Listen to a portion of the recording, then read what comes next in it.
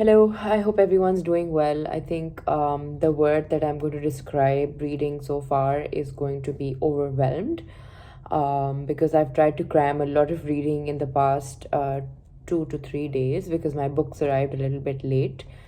So, with this, also, I read and reread some of the theories, and it's actually interesting because it assumes that people reading the queer theory already know the struggles and the theories introduced by the LGBT community. And I feel overwhelmed because I did not know much about it because I come from a country where it's not okay to talk about sex, it's not okay to talk about genders that are not assigned at birth. So when the theorists were talking about gender fluidity and gender identity and sexual identity not being assigned at birth, identifying with various identities at various times, I felt quite overwhelmed with the information, and and then obviously there were critiques of the theory, so strategic essentialism and the gains made by the LGBT communities, and then trans rights not being included, bisexuals being at the margins. So there was so much going on that I think it's difficult to fit it into one video. But I did start reading this as well, and I'm going to quickly read a text that I found to be quite interesting.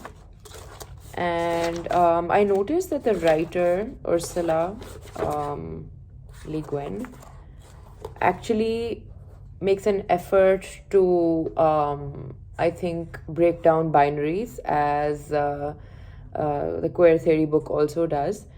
And but I noticed that the pronouns that she's using is still he, him, and it seems like the king and his cousin, they're men, but also they have characteristics of women, whether it's their voice, whether it's their mannerism.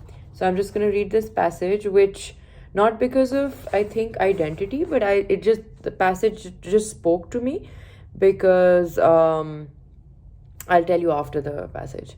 "Fear you," said the king, turning his shadow-scarred face, grinning, speaking loud and high. "But I do fear you, envoy. I fear those who sent you. I fear liars. I fear tricksters. And worst, I fear bitter truth. And so I rule my country well, because only fear rules. Men. Nothing else works. Nothing else lasts long enough. You are what you say you are, yet you're a joke, a hoax. There's nothing in between the stars but void and terror and darkness, and you come out of all that alone trying to frighten me, but I'm already afraid, and I am king. Fear is king."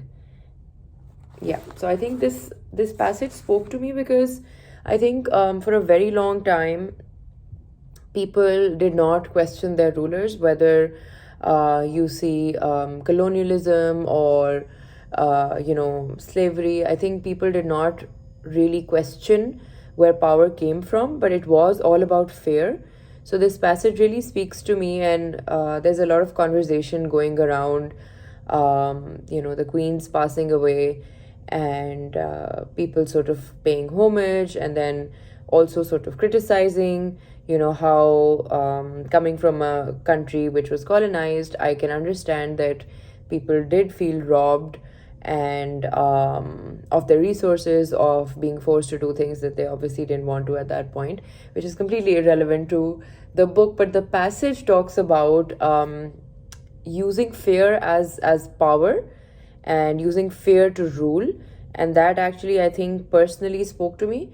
I was just giving an account of the reading I've done so far, so I think we're going to be taking it up when the next discussion questions come up. Thank you.